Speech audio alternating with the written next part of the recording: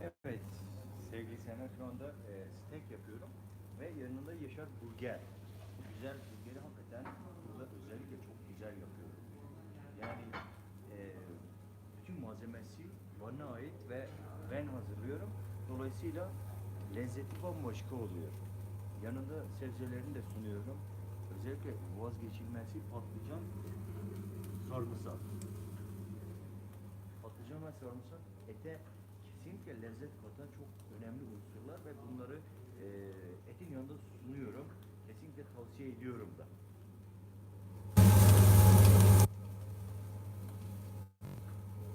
Evet sevgili dostlar.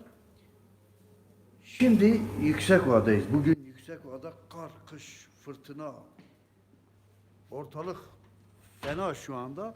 Bir gösterelim sizlere.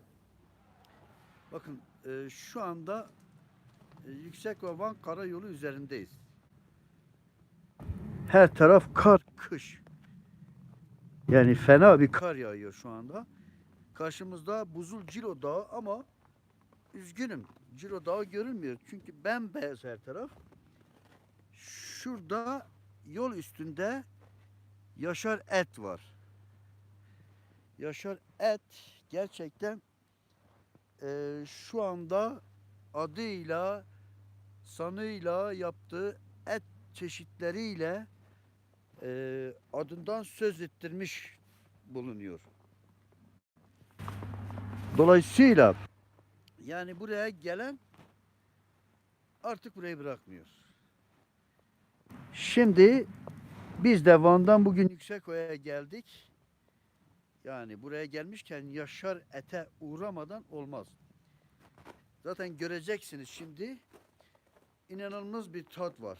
Yani eti bu kadar güzel, bu kadar muhteşem yapan bir ustayı az görürsünüz. Dolayısıyla e, burayı size de anlatmak istedik. E, Şöyle bir Yaşar Usta'nın yanına gidelim. Sevgili dostlar. Evet, Yaşar Usta dışarıda Evet. fırtına kopuyor. Koparsa İçeride de kopuyor. koparsa Ama kopsun. içeride et fırtınası Tabii kopuyor. ki et fırtınası ve şifa kaynağı. Bu soğuk şartlara dayanabilmek için bu etlerden yiyeceksin. Tavsiye ediyorum. Nedir şimdi sen nasıl bir şey yapıyorsun? Şimdi İnsanlar bu kadar steak tarzı dediğimiz etler antrikot ve bonfile, bu da Yaşar Burger. Yaşar burger mi? Evet, Burger de mi yapıyorsun? kesinlikle. Patentin var mı inşallah? Patentim daha yok. Ama Peki ilgi nasıl? Şu anda bu karayolunda, bu karda kışta ilgi var mı? ilgi var ama tabii ki çok yeniyim. Çok izdiham olacak kadar değil tabii ki. Ama bu günleri istiyorum, bekliyorum.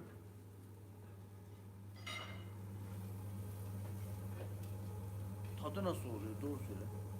Enfes, enfes. Nasıl yapıyorsun? Bu ete nasıl böyle bir güzel yumuşak oluyor bak. Bu etleri özellikle dinlendiriyorum.